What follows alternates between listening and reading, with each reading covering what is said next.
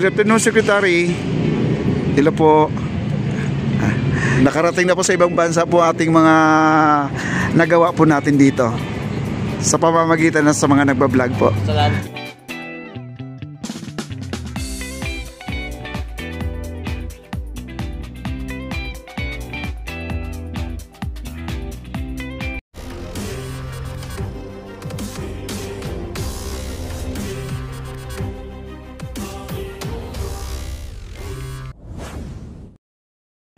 Alright guys, nandito po si Secretary Acosar. Siya po ay namamasyal ngayon, no? Ayan po, nakikita nyo. At may kasama po siya, may bitbit na payong. At siyempre kasama po yung mga bodyguard. May mga bodyguard yan, nakapaikot po sa kanya. Ayan po si Secretary Acosar. Iniikot na po niya ang buong esplanade, mga kaibigan. Wow. Ayan, Secretary Acosar guys. At sinilip na po niya lahat ang ng pinto, mga kaibigan, ng ating mga store dito, no? At baka meron pang mas maganda pang naisip ni architect, yan.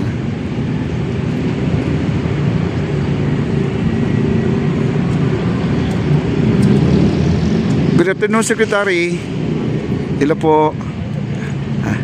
Kumusta na po ang ating esplanade, sir? Okay. Maganda na po, no? Maganda na ba? Okay. Sobrang ganda, sir. Nakarating na po sa ibang bansa po ating mga nagawa po natin dito sa pamamagitan ng sa mga nagbablog po. Salamat kay BBM. Ayan. Maraming salamat po. Okay. Ayan, guys.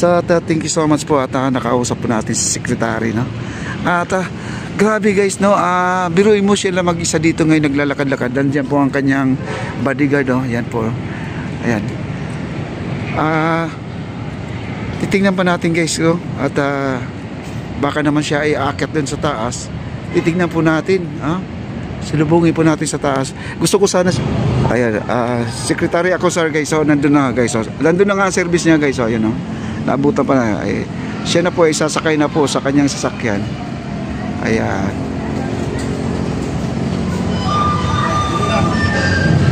Ayan. Sakay na po. Salamat, Secretary. Ayan, inaalala yan pa ng kanyang bodyguard. Ayan.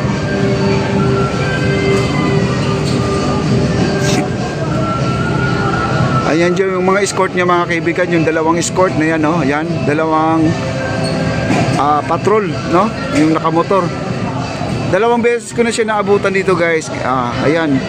Wow, ang ganda ng kanyang sasakyan guys. Di ko na babanggitin kung anong sasakyan niya. Okay? Na siya ma-interview kanina. Kaya lang medyo parang ika nga sa itong dinadaanan kasi natin may mga tubig. Kaya parang tuloy-tuloy kasi, no? At nagpapasalamat siya sa ating mahal na Pangulo. Salamat sa ating PBBM. Ayan, narinig nyo ang kanyang sinabi. Ito po ay gawa ng Marcos guys. Okay? Ayan, dito po tayo sa itaas. Baka naman ay aakyat dito si Secretary Acosar para naman ay makita po ang kabuuhan ng kanyang ginawa, mga kaibigan. Kasi ito po ay project po talaga niya. Siya po ang architect dito. Ayan guys, oh. Tsaka yung mga halaman dito napakagara na po tingnan, mga kaibigan. Ayan, napakaganda na, no? Wow. Sa totoo lang, mga kaibigan, si Secretary Architect Acosar, mga kaibigan, ngayon ko lang siya na nakausap kasi nung nakaraan na gusto ko sana siya ma-interview, kailan sumakay na kaagad sa kanyang sasakyan at saka di kami makakalapit dahil ang dami po siyang bodyguard, no? At syempre magpapaalam po tayo, pero ngayon na pagkakataon na po natin nakakausap, kailang medyo ang panahon natin ay medyo maulan-ulan kaya di po natin makausap ng diretso kasi parang nahiya naman din ako kasi umuulan dito guys, tapos kakausapin mo. Pero napakaganda pong mensahe po niya ang binanggit po sa ating cellphone ngayon. Sabi niya, maraming salamat sa ating PBBM. Yan guys.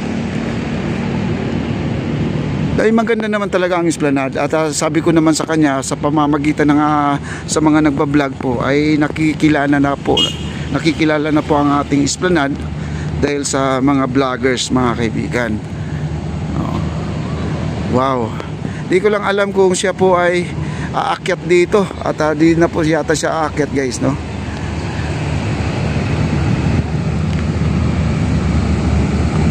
Baka nandun na yung sasakyan niya. Baka siya ay sumakay na rin, no? At baka naman ay ano na. Tingnan nyo naman mga kaibigan. Yung mga umiinom ng ganyan, no? Oh, kita nyo? Ay, nako. Mga taong walang pakundangan sa pagtatapon ng basura para tayo ay maging dugyot mga kaibigan. Ayan, no? Dito na lang po tinatapon, no? Ayan. Tingnan nyo ang birds mga kaibigan. Ay tagbot, wala siyang nguso. Walang nguso. Tingnan mo ang tagbot niya, walang nguso. Bakit walang nguso yan? Kakaiba yung tagbot na yan, no? Ngayon nakakita ng tagbot guys na walang nguso, no? Ayan, no? Surprise! Oh. Walang nguso po yung ano.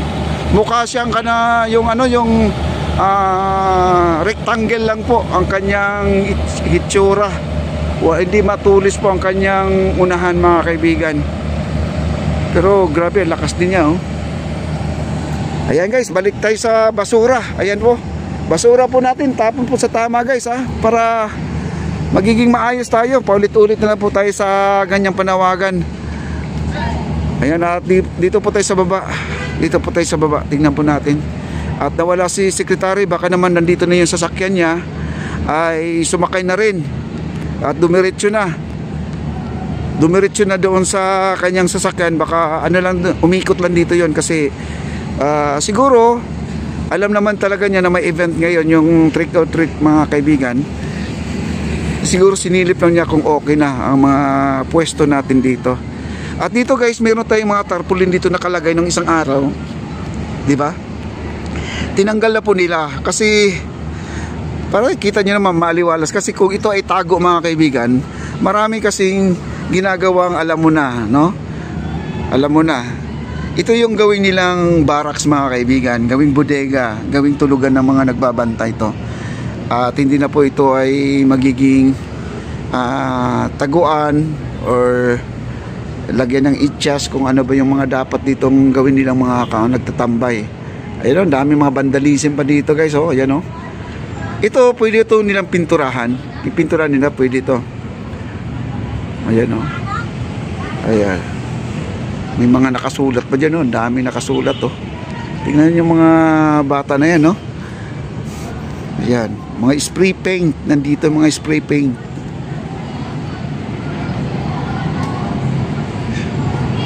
Ayan na po, nakaalis na po si secretary ako sa guys. Ayan. At dito, naglalagay na po sila ng mga bakal guys, ng mga barrier, yung pangharang. Kasi ito po ay gagamit po nila to sa sa Fort Santiago to mga kaibigan. Ito yung nabanggit siguro na pangharang guys doon. Yan, nandito na mga gamit nila, no? At nilalapag na po nila yung mga gamit para sa Fort Santiago. Ayan, nandiyan po si Kuya Paul. Ayan po si Kuya Paul, ayan. Yan po ang gumagawa ng mga balister natin dito sa Phase 1C. Ayan, oh, ang dami, oh. Sila po ay Big J mga kaibigan, construction. Baka sila ay katuwang pa doon sa project na yan guys, doon sa kabila. Wow. Okay.